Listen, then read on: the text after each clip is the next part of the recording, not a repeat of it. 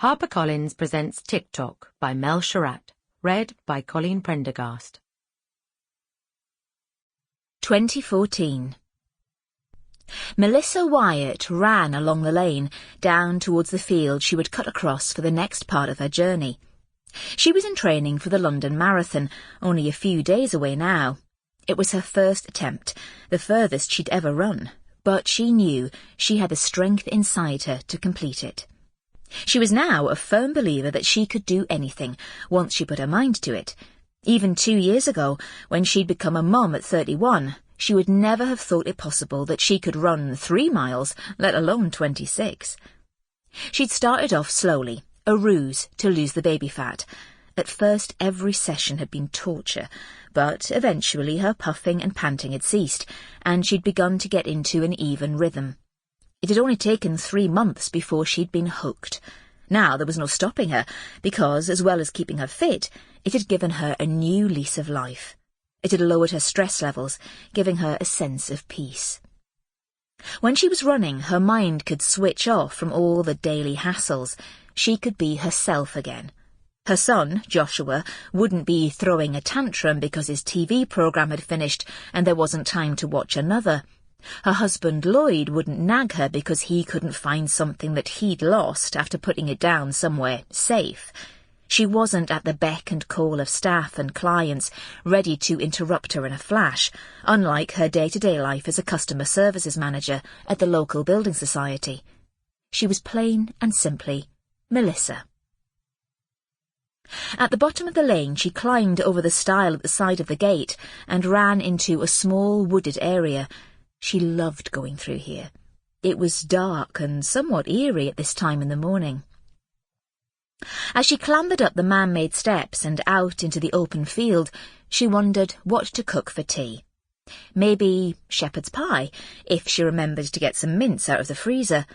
There would be no time to nip into the butcher's to buy some fresh. It was going to be a late evening because she had staff training for an hour once the branch closed at 5. She was now coming into a hilly field, empty except for her. It was early. Most people were still asleep. Melissa much preferred to run in the mornings than the evenings. There were fewer people about, and fewer cars too, which was good because the lanes were narrow.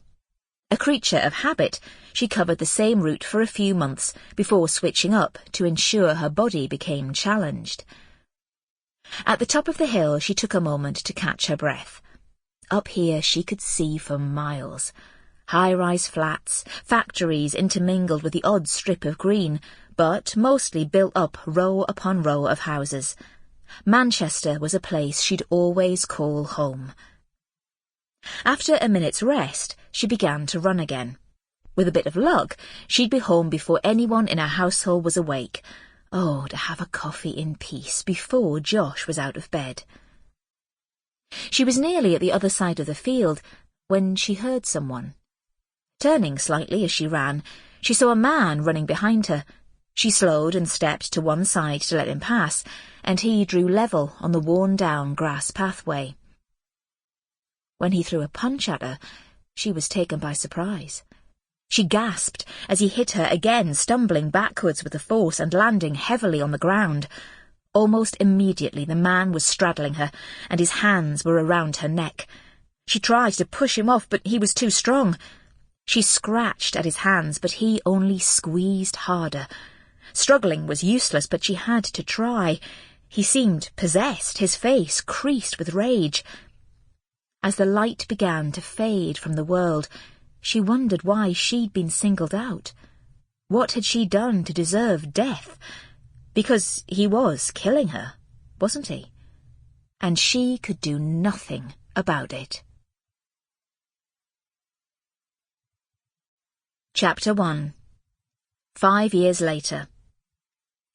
Tuesday. "What makes you think he likes you?" Courtney Piggott asked her friend Lauren Ansell as they walked across the field behind their school. "Just because he looked at you a certain way doesn't mean anything." "Of course it does," Lauren replied, "and I've fancied him for ages, so that look means he's mine for the taking." "You're so weird," Courtney's twin sister Caitlin said. "If you believe that, then—" "Girls!" Sample complete. Ready to continue?